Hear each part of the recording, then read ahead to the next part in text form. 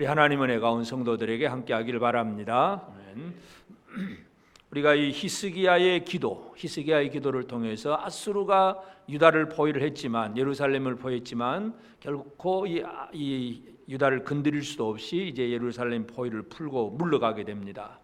기도의 응답도 우리가 이제 지난 시간 다 살펴봤는데, 이제 오늘 이제 이 아수르 왕이 물러간다고 하는 그 말씀을 주시면서 이제 30절에서 하나님께서 이사야를 통해서 주시는 것은 왕이여 이것이 왕에게 징조가 되리니 징조가 될 것이다. 징조라는 표현을 쓰십니다. 그러면서 그 징조가 뭐냐 하면 올해는 스스로 난 것을 먹는다. 왜냐하면 지금 적군이 포위를 해가지고 밭에 나가서 성 밖에 나가 농사를 지을 수가 없었으니까, 아예 해놓은 것이 없으니까 적군이 물러간 다음에 그냥 열매 맺혀 있는 그거 그냥 그대로 먹을 것이다. 둘째 해도 또 뭔가 새로 심고 거두기 이전에 아직까지도 완전히 복구가 안 된 상태니까 둘째 해도 그냥 그대로 먹을 것이고, 셋째 해는 포도나무를 심고 열매를 먹을 것이다. 그렇게 얘기를 합니다. 이것이 징조라고 얘기합니다. 그래서 오늘 우리가 하나님의 징조와 하나님이 주신 징조가 무엇인가 하는 것을 오늘 우리 한번 살펴보기를 원합니다.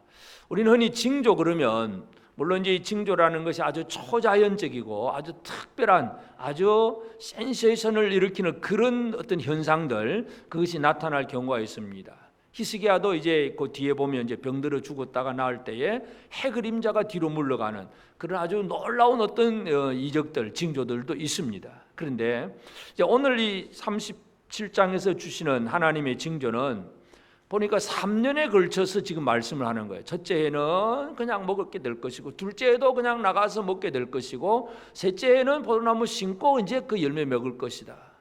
징조라는 것이 뭔가 우리에게 딱 보여져서 야 이거다 하고 뭔가 보여주면 좋은데, 그런데 이 지금 말씀하시는 이 징조를 보면 한참 후에나 3년 지나고 나서야 아 그렇구나, 과연 그랬었지 하고 이제 그때 기억을 되살려서 하나님의 징조를 깨닫게 되는 바로 그러한 사건입니다. 그래서 오늘 우리에게 주시는 징조가 이렇게 아주 초자연적이고 놀라운 그런 사건이 있을 수도 있지만, 어떤 경우에 있어서는 한참 지내놓고서 그때 그렇지 하나님이 그때 우리를 도와주셨지 이제 이런 얘기를 할 수가 있습니다. 그래서 이러한 징조를 결코 잊어버리지 않는 그런 우리가 되는 것이 중요합니다. 하나님은 자기 백성들에게 징조를 주십니다. 분명히 징조를 왜 주십니까? 보라고 알라고 주시잖아요. 근데 우리는 징조를 잊어버리고 살고 있어요. 그럼 결국은 징조를 통해서 역사하시는 하나님의 뜻을 모르는 것입니다. 그래서 하나님이 히스기야에게 주신 징조, 오늘 우리가 이 부분을 함께 살펴보기를 원합니다. 하나님은 이 징조를 주신다고 그랬는데 기도하는 히스기야에게 징조를 주십니다. 이 징조를 통해서 하나님은 뭔가 말씀하세요. 하나님께서 뭔가를 말씀하세요. 우리가 이 히스기야와 또 앞에 히스기야의 아버지 아하스 왕을 늘 비교를 할 수 있는데, 아하스는 믿음이 없는 왕이었잖아요. 하나님은 아하스에게 징조를 구하라고 그랬어요. 징조를 구하라. 뭘 보여줄까? 구해라고 하니까 아하스는 아주 거들먹거리면서 아 징조 필요 없다고 막 괜찮다고 하나님 앞에 안 구합니다. 그때 뭐라 그럽니까? 하나님이 친히 징조를 주시리니 보라 처녀가 잉태하여 아들을 낳을 것이다. 징조를 구하라고 하는데도 안 구하는 아하스에게는 하나님이 그렇게 처녀가 잉태하여 아들을 낳게 될 것이다 하는 그런 징조의 말씀을 주셨어요.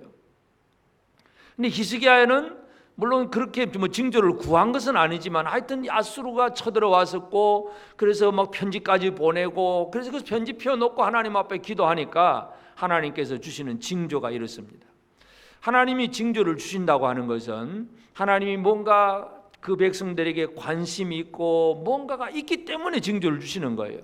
하나님이 내버린 사람에게는 징조가 없어요.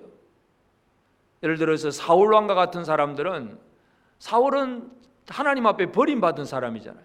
버림받고 나서는 이제 블레셋과 전쟁을 하는데 사울이 하나님 앞에 뭔가 하나 받아보려고 애를 쓰는데 꿈으로도 안 나타나지요. 제사장이 가지고 있는 우림으로도 안 나타나지요. 선지자도 안 나타나지요. 아무것도 없어요.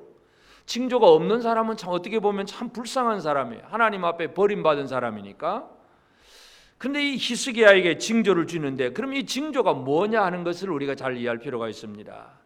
이 예루살렘을 포위한 아수르 군대가 이제 물러가게 되고, 그러면 그 해는 그 땅에 스스로 난 것을 먹게 되고, 둘째 해도 또 스스로 난 것을 먹게 되고, 3년째는 농사 짓고 뭔가 한 것을 열매를 거두게 되고, 결국은 그 3년에 걸쳐서 뭐가 이루어졌다는 얘기예요? 평화가 이루어졌다는 얘기예요. 평화와 안전이 이루어졌다는 것을 얘기합니다. 요즘 우리가 뉴스를 보시는 여러분들도 마찬가지겠지만 참 우리가 진짜 관심이 있는 것 평화와 안전이잖아요. 평화와 안전. 근데 이 세상은 어떻습니까? 평화와 안전이 없어요. 뭐 회담하면 평화가 다 이루어지는 것 같지만 인간이 아무리 회담을 해도 평화가 이루어지는 건 아닙니다. 이 평화와 안전은 어디로부터 오느냐? 하나님께로부터 오는 것입니다. 여러분, 아수르 군대가 유다를 포위를 한 거, 유다는 어떻게 해볼 도리가 없어요. 평화가 없고 안전함도 없어요. 근데 하나님이 히스기야의 응답하심으로 그 평화와 안전이 이루어집니다. 우리나라 주변의 국제 정세를 요즘 보니까 평화와 안전이 가면 갈수록 없어지는 것 같아요. 서로 그저 무기를 개발을 하고 서로 시비를 걸고 어떻게 하든지 자기 나라 어떤 이권을 하나라도 빼앗기지 않으려고 그러고, 또 보니까 미국도 그냥 이제는 또 러시아와 조약을 했던 걸 다 탈퇴를 해버리고 이 지상 미사일을 이 동북아에다가 갖다 미사일 기지를 만들겠다 그러고, 하여튼 계속해서 군비를 경쟁을 해가면서 말로는 평화죠. 전부 평화 얘기를 하고 안전 얘기를 하는데 계속 무기는 쌓아지고 있는 것입니다. 이게 지금 이 시대의 모습인데, 참 우리 정치가들이 좀 더 깨어서 이 시대가 어떻게 흘러가는가를 정확하게 알고 바로 서는 것이 중요한데, 물론 성경에 나타난 유다 왕국이 우리나라는 아니에요. 그래서 하나님께 우리가 기억해야 될 것은 하나님이 온 세상을 다스리신다는 것, 이것만큼은 변함없는 사실입니다.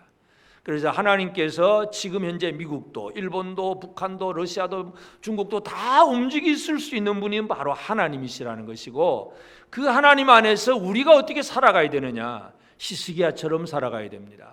이것이 오늘 우리가 생각해야 될 부분들입니다. 그래서 하나님은 기도하는 히스기야, 진짜 하나님 앞에 편집해 놓고 하나님 앞에 기도하는 그 히스기야에게 징조를 주셨어요. 그래서 징조는 바로 3년에 걸쳐서 이루어지는 건데, 가만 보니까 징조 같지도 않아요. 그냥 나가서 먹고, 이 둘째 해도 또 나가서 또 있는 거 그대로 날 먹고, 세 번째는 농사 짓고 또 먹고, 별 특별한 징조가 없는 것 같아요. 여러분, 우리가 이걸 잘 이해를 하셔야 돼요. 아무것도 없는 것 같은데 그것이 얼마나 하나님의 큰 은혜인가를 잘 기억을 해야 됩니다. 전에 어떤 얘기를 들어보니까 이제 아버지 목사님이 있고 아들 목사님이 있는데 두 부자 간에 대화를 합니다. 아들 목사가 아버지한테 와가지고 내가 이번에 하나님의 큰 능력을 체험을 했습니다 하고 이제 막 자기 사건 얘기를 합니다. 교통사고가 났는데 막 완전히 막 차가 다 부서지고 완전히 이제 막 생명이 왔다 갔다 하는 그런 순간인데, 차는 다 부서졌는데 자기 몸은 멀쩡했다는 얘기야. 하나님 안 지켜주셨으면 나는 진짜 큰일 날 뻔했습니다. 너무 감사합니다 하고 이제 아들이 아버지 목사님한테 그런 얘기를 했어요. 야, 참 하나님 고맙구나, 감사하구나, 그래 하면 좋겠는데 아버지 목사님 하신 말이, 야, 나는 그런 사고 하나도 안 나게 해주셔서 너무너무 감사해. 누가 더 감사합니까?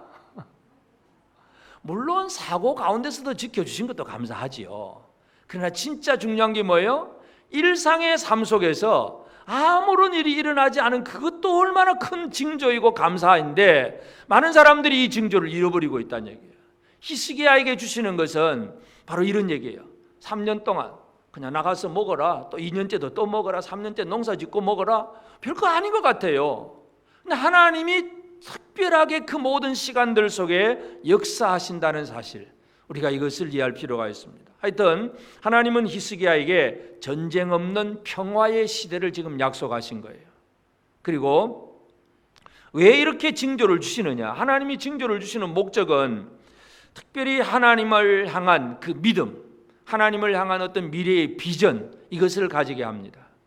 우리가 생각할 때에도 히스기야가 이 3년에 걸치는 이 징조를 듣고 나면, 히스기야가 이 징조를 듣고 나서 속에서 무엇이 생기겠습니까? 일단 아수르 군대는 그 다음 본문을 보면 그날 밤에 바로 18만 5천이 다 죽어버렸어요.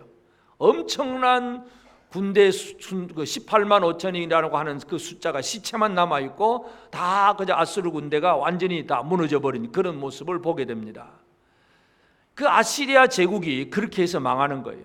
그래서 이 사네립이 고국으로 돌아가고 결국 자기 아들의 손에 암살당하고 죽고 아수르 제국이 무너지고 바벨론이 이제 등장을 하는데 하나님이 온 세계 역사를 그렇게 이끌어 가세요. 그런 과정 속에 히스기야가 필요한 것이 뭐냐 이거죠. 하나님께서 징조를 보여주셨을 때에 사람들에게 하나님이 요구하시는 목적이 있습니다. 그것은 바로 하나님께서 뭔가를 주신다고 할 때에 사람들은 그것에 대한 믿음이 필요한 거예요. 하나님의 약속이 뭐냐면 이사야 52장 7절에 보면 좋은 소식을 전하며 평화를 공포하며 복된 좋은 소식을 가져오며 구원을 공포하며 시온을 향하여 이르기를 내 하나님을 통치하신다는 자의 산을 넘는 발이 어찌 그리 아름다운가. 좋은 소식, 평화, 구원을 공포하는 이 소식이 얼마나 아름다운가. 나중에 우리가 이제 이사야 후반부에서 이 말씀을 좀 더 깊이 생각하게 되겠는데, 하여튼 하나님은 유다에게, 이 히스기야에게 이와 같은 평화와 구원을 약속을 하시는 거예요. 이스라엘 백성들에게 이와 같은 평화와 구원을 약속하시면 그럼 사람들이 해야 될 일이 뭐겠어요? 사람들은 그것에 대한 믿음, 하나님의 약속의 징조에 대한 약속의 말씀에 대한 믿음이 필요하다는 것을 우리가 기억할 필요가 있습니다. 그래서 우리가 믿음은 특별히 어떤 사람들, 체험주의자들 같은 사람들은 뭔가 이상하고 특별한 사건이 벌어져야만 하나님을 믿을 것 같이 그렇게 생각을 합니다. 근데 하나님이 하시는 모습을 보면 출애굽기 3장 12절에 보면은 하나님이 이르시되 내가 반드시 너와 함께 있으리라. 내가 그 백성을 애굽에서 인도하여 낸 후에 너희가 이 산에서 하나님을 섬기리니 이것이 내가 너를 보낸 증거니라.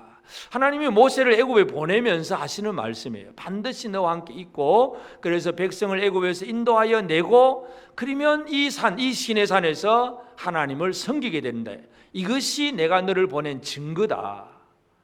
그러니까 모세는 이 증거를 언제 깨닫게 됩니까? 지금 증거를 받게 되지만 결국은 애굽에 가서 활동을 하고 그들을 이끌어내고 또 광야로 나와서 홍해를 건너고 또 시내산에 와서 이제 하나님의 말씀을 듣고 그때서야 자기가 지금 목동으로서 발에 신을 벗고 하나님 음성 듣는 그것을 그때서야 깨닫게 된다는 것입니다. 다시 말해서 징조라고 하는 것은 당장에 보고 깨달을 수 있는 부분도 있지만 어떤 것들은 한참 지내놓고 그것이 이루어질 때에 아 그렇구나, 바로 그렇게 그 하나님이 진실로 우리를 도와주셨구나, 그렇게 과거를 회상을 하면서 깨닫는 그런 징조가 많습니다. 우리가 이러한 징조를 결코 잊어버려서는 안 됩니다. 그래서 이러한 징조를 주시는 목적은 뭐냐 하면 깨닫는 순간 우리는 징조를 주신 하나님 앞에 무엇을 가질 수 있습니까? 하나님을 향한 믿음, 하나님을 더욱더 의지하는 신뢰하는 마음, 이것이 우리에게 더욱더 나타납니다. 그래서 하나님이 징조를 주시는 목적은 다른 것이 없이 우리의 믿음이라고 하는 것입니다. 오늘 우리는 징조를 우리가 어떤 징조를 받았느냐 하는 것보다 중요한 것은 우리는 어떤 믿음을 가지고 하나님 앞에 살고 있느냐, 이것이 우리에게 가장 중요합니다. 여러분은 하나님을 절대적으로 신뢰하며 살고 계십니까? 북한이 뭐 핵무기를 개발하든 일본이 뭐 어떻게 도전을 하든 그래도 평안하십니까? 하나님으로 말미암아 평안하십니까? 여러분 뭐 김정은이고 아베고 뭐 중국의 뭐 시진핑이고 뭐 하여튼 이 지금 우리 주변에 많은 사람들이 이런저런 많은 일들을 하지만 그런 사람들 그런 현상들을 바라보면 여러분 마음이 어떻습니까? 하나님 없으면 두려움, 염려, 분노 막 이런 것밖에 없어요. 그러나 하나님으로 말미암아 평안을 누릴 수 있는 것, 하나님은 바로 그런 믿음을 요구하고 계시는 겁니다. 오늘 우리는 이 땅의 주변의 환경이 어떠하든지 간에 하나님께서 우리에게 원하시는 것은 바로 믿음입니다. 그러면서 하나님은 징조를 주시면서 그 다음에 주시는 말씀이 뭐냐면 32절에 이는 남은 자가 예루살렘에서 나오며 피하는 자가 시온산에서 나올 것임이라 만군의 여호와의 열심히 이를 이루시리이다. 하나님은 징조를 주시고 끝내는 분이 아니라 그 징조를 열심히 이루시는 분이라는 거예요. 일하시는 하나님이라는 것입니다.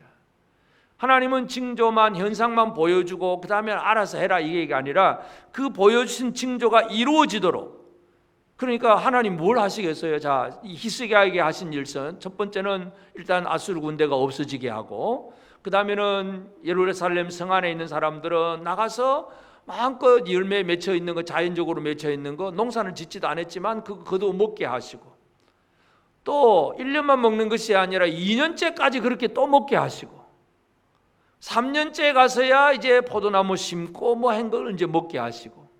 그러면 사람들은 포도나무는 물론 빨리 심는다고 하더라도 그 모든 3년 동안에 걸쳐서 하나님의 백성들이 먹고 살 수 있도록 해주시는 분은 바로 하나님이 하시는 일입니다.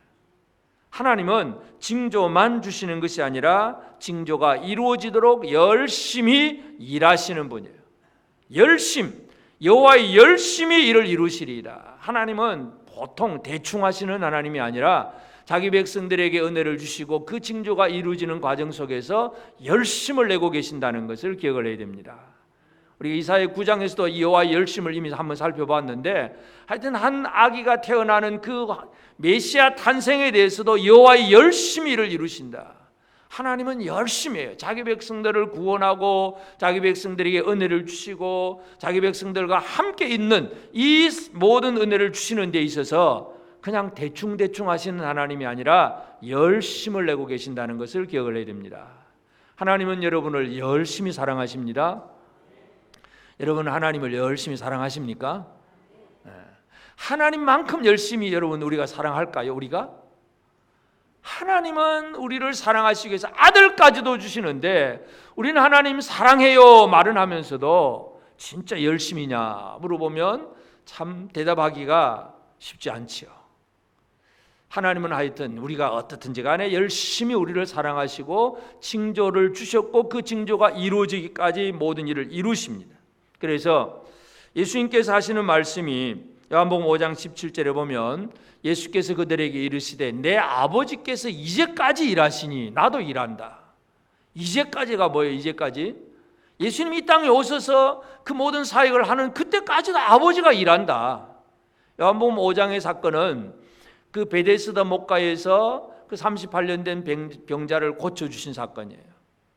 안식일에 병을 고쳤어요. 그 유대인들이 왜 안식일을 날 병 고치냐고 막 시비를 걸고 예수님 틀렸다고 잘못됐다고 막 그렇게 할 때에 그때 예수님 주신 말씀이에요. 아버지가 일하신다. 안식일에 진짜 안식하게 하는 게 중요하지 않느냐. 38년 동안 이 병을 앓고 있으면서 마음의 위로와 평강이 하나도 없는 그 사람에게 그가 치유되고 그 마음의 위로와 평강이 있고 안식하게 하는 것, 그게 진짜 하나님의 일이지 않느냐. 그 아버지가 일하신 것이고 나도 일한다. 예수님 바로 그렇게 얘기하세요. 하나님은 이처럼 일하시는 하나님이라는 것을 오늘 우리가 기억하게 되기를 바랍니다. 이 세상에 많은 신들을 사람들이 종교를 가지고 신을 섬기지만 그 신들은 일하는 신들이 아니에요. 사람이 만들어 놓은 갖다 붙여 놓은 이름만 지어 놓은 신이기 때문에 뭐 능력이 있고 일하고 이런 개념이 없어요. 그러나 우리가 믿는 하나님은 지금도 이 모든 온 우주 역사, 모든 세계적인 제국들, 나라들, 이 모든 것들을 다스리시는 일하시는 하나님이신 줄로 믿으시기를 바랍니다. 하나님은 일하시는 하나님이에요. 그 안에서 우리에게 주시는 평화와 안전이 완벽하게 이루어집니다. 그러면 하나님의 일하심은 결국은 아들 예수 그리스도를 통해서 완벽하게 지금 드러나게 되는데, 예수님이 이 땅에 오셔서 하시는 일이 뭐냐 하면 징조를 완성시키시는 겁니다. 하나님의 징조를 완벽하게 만들어 놓는 것이 바로 하나님의 아들 예수 그리스도가 하시는 일입니다.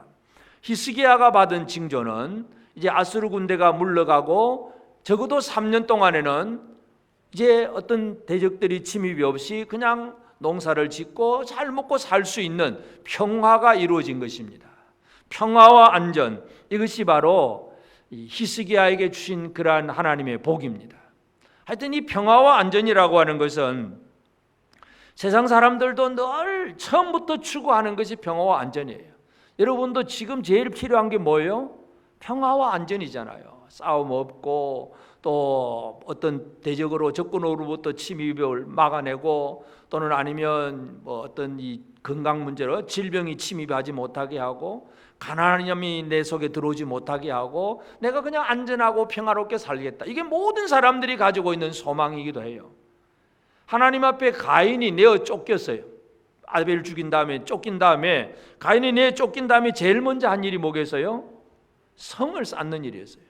창세기 4장 17절에 보면 아내와 동침하며 그가 임신하여 에녹을 낳은지라 가인이 성을 쌓고 그의 아들의 이름으로 성을 이름하여 에녹이라 하니라. 성이라고 하는 개념이 뭐예요? 그 성 안에서 보호를 받겠다는 얘기야. 성 안이 위로가 되고 성 안에 안전함이 있다는 것입니다. 하나님을 떠난 자들은 이 땅에서 평화와 안전을 구하지만 그 평화와 안전이 어디서 오는가를 하나님께로부터 오는 걸 얻지 못하니까 인간의 노력으로 열심히 성을 쌓고 무기를 개발하고 그래서 내가 튼튼하면 평화롭게 될 것이다 생각을 합니다. 여러분, 아무리 우리가 잘 살고 또는 무기가 강력해도 하나님이 흩어버리시면 그 아무것도 아니에요. 하나님의 손에 달려 있습니다. 하나님께서 우리에게 진짜 평화와 안전을 주시는데 예수님은 이 평화와 안전을 어느 정도까지 완성시키느냐 하는 문제를 기억해야 됩니다. 빌립보서 4장 7절에 보면 그리하면 모든 지각에 뛰어난 하나님의 평강이 그리스도 예수 안에서 너희 마음과 생각을 지키시리라. 여러분, 평화와 안전이 어디에까지 이르러야 됩니까? 우리의 마음과 생각에까지. 몸은 평안한데 마음이 막 불안해요. 그러면 어떻게 됩니까? 경제적으로도 넉넉해서 먹고 사는 걱정은 없어요. 또 몸도 건강해요. 그런데 뭔가 두려움과 염려, 근심이 막 들어와서 마음이 불안하고 결국은 이 마음이 흔들리면 아무리 다른 것이 많이 있어도 흔들리는 마음 가지고는 제대로 살아갈 수가 없습니다. 진짜 우리가 평화와 안전이 이루어져야 되는데 무엇이 이루어져야 되느냐? 우리의 마음과 생각 속에 평화와 안전이 이루어져야 됩니다. 이것은 예수 그리스도로 말미암아 이루어지는 일입니다. 우리가 사람이 사람에게 우리는 예를 들어서 위로도 할 수 있습니다. 참 참아라, 잘 될 거야. 우리는 늘 그런 얘기도 많이 할 수 있잖아요. 그렇다고 해서 우리가 말 한마디 한다고 해서 약간의 도움은 되겠지만 진짜 그게 이루어지느냐? 예수 안에서 하나님의 평강은 그리스도 예수 안에서 너희 마음과 생각을 지키시리라. 여러분의 마음과 생각을 지키시는 이는 예수 그리스도입니다. 이것이 이 징조의 완성이에요. 평화의 징조는 몸만 지켜주는 평화가 아니고 전쟁만 없는 평화가 아니라 우리의 마음과 생각까지도 지켜주신다는 사실을 기억하시길 바랍니다. 예수님의 이 은혜를 저와 여러분 모두가 누리게 되기를 바랍니다.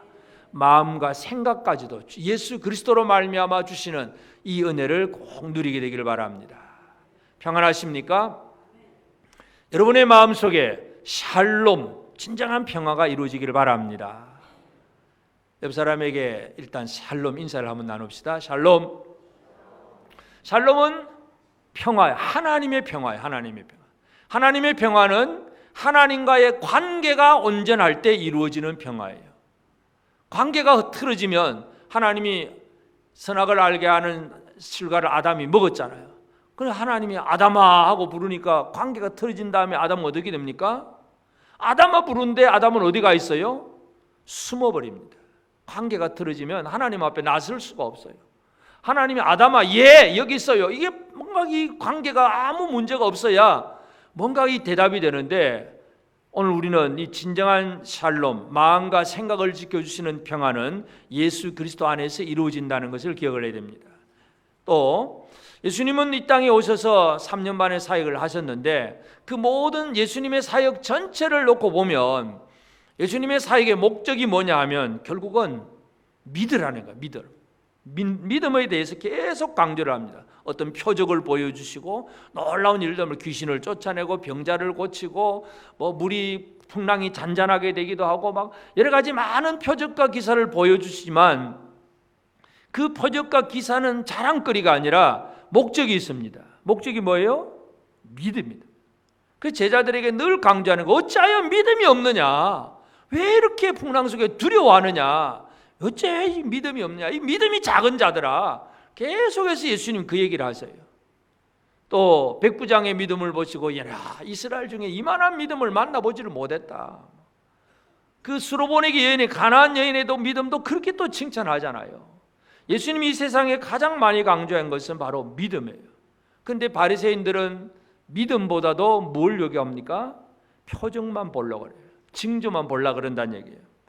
마태복음 16장 4절에 보면 악하고 음란한 세대가 표적을 구하나 요나의 표적밖에는 보여줄 표적이 없느니라 하시고 그들을 떠나가시니라. 이 바리새인들이 예수님 앞에 와서 하늘로부터 온 어떤 놀라운 어떤 쇼킹한 표적 하나 보여달라고 그런 얘기를 합니다. 그때 예수님은 그들을 악하고 음란한 세대라고 그렇게 지칭을 하면서 요나의 표적밖에는 보여줄 표적이 없다. 요나의 표적이라는 것은 물고기 뱃속에 들어갔다가 다시 나온 그 표적이에요. 예수님의 부활 얘기를 상징하는 것인데, 하여튼 그 사람들에게는 이 유대와 이 바리새인들은 표적을 구하지만 그들은 믿는 믿음이 없어요. 그래서 그들을 악하고 음란한 세대라고 얘기를 하셨습니다. 예수님이 제자들에게 끝까지 강조한 것은 바로 믿음입니다. 요한복음 14장 1절에 너희는 마음에 근심하지 말라. 하나님을 믿으니 또 나를 믿으라. 하나님을 믿으니 또 나를 믿으라. 근심하지 마라. 오늘 우리는 진짜 근심 없는 믿음이 있는가를 살펴보셔야 됩니다. 조금만 힘든 일만 있으면 우리는 어떻게 됩니까? 염려와 근심 속에 빠집니다. 어떻게 살까? 큰일 났다. 북한이 저런데, 중국이 저런데, 일본이 저런데 우리나라는 어떻게 살까? 늘 염려와 근심. 주님이 뭐라 그래요? 하나님을 믿으니 또 나를 믿으라. 근심하지 마라. 오늘 우리 재건부평교회 성도들 근심하지 않는 성도들이 되어지길 바랍니다. 지구가 뒤집혀도 근심하지 않길 바랍니다. 왜 그렇습니까? 하나님이 온 우주를 주관하시니까.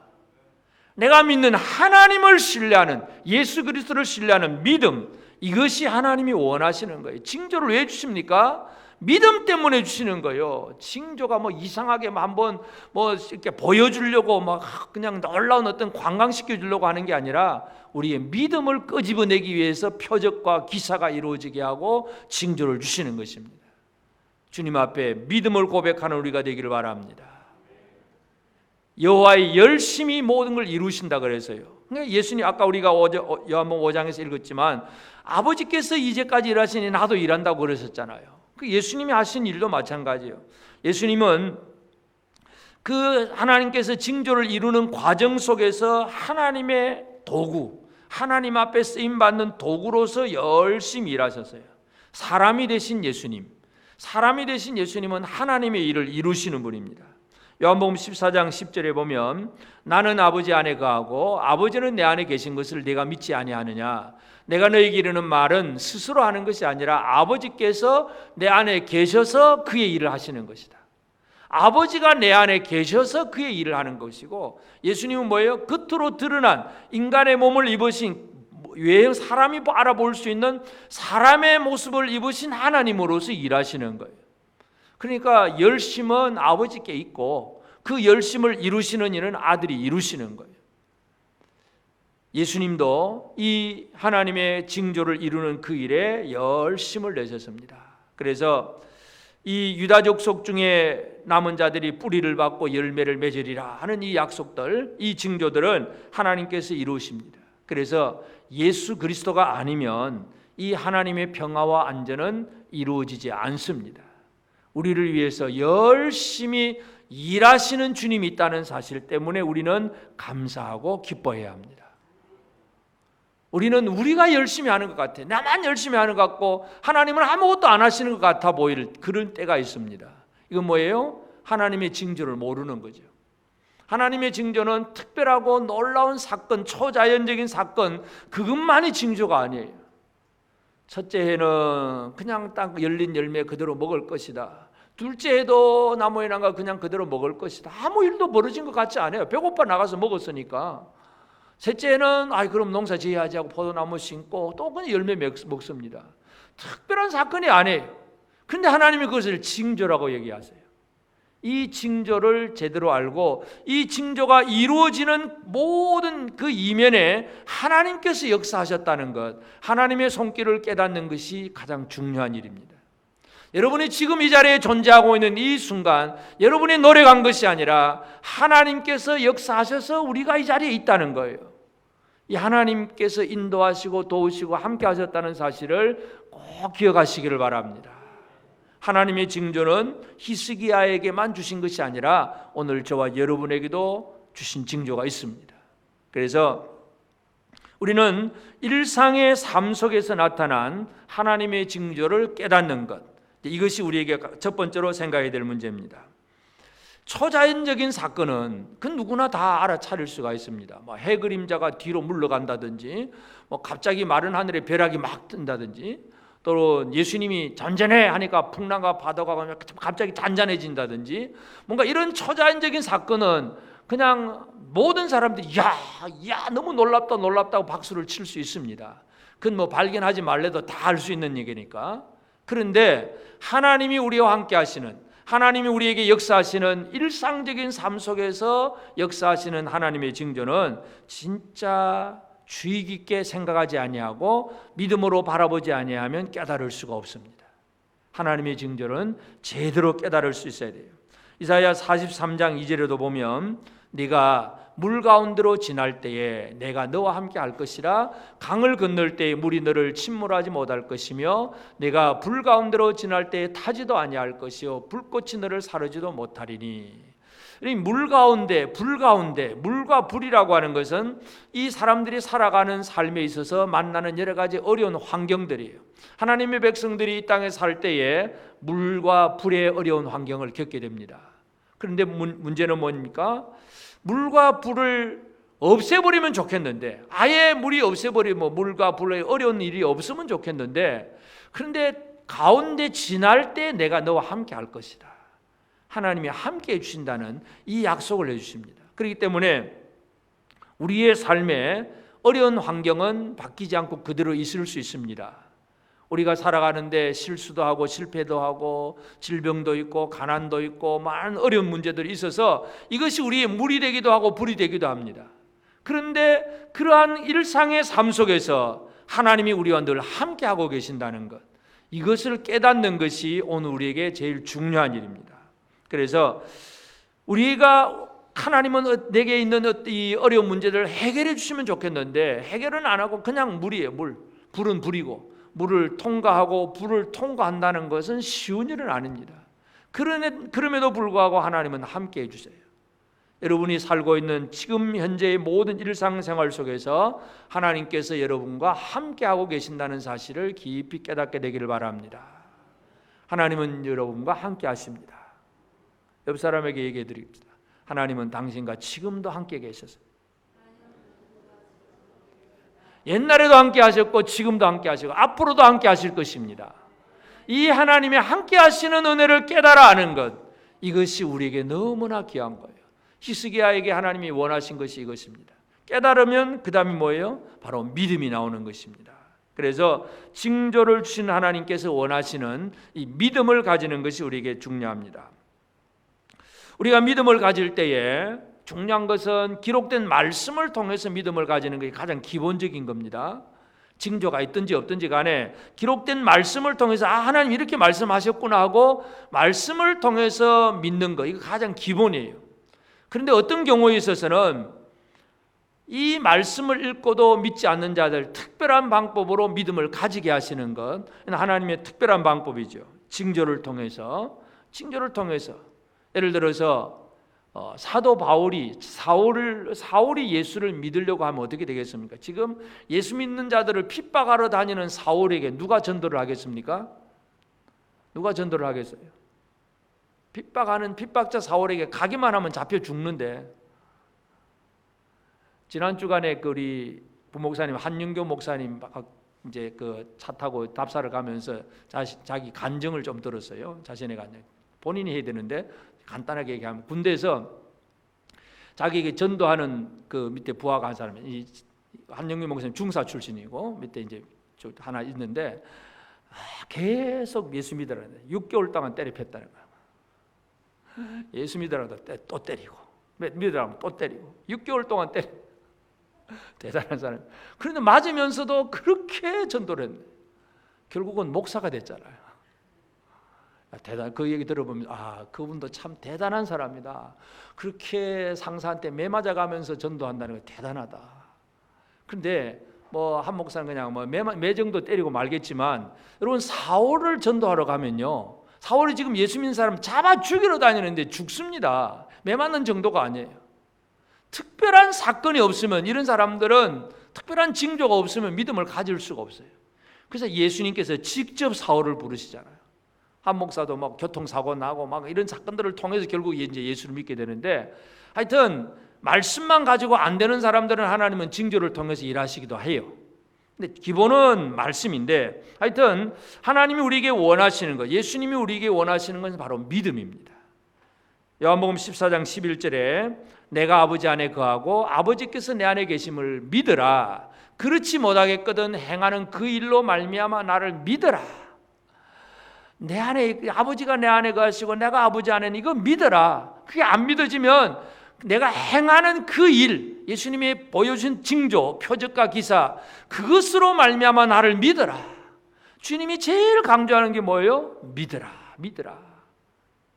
여러분 잘 좀 믿읍시다. 옆 사람에게 한번 얘기해보세요. 잘 좀 믿읍시다.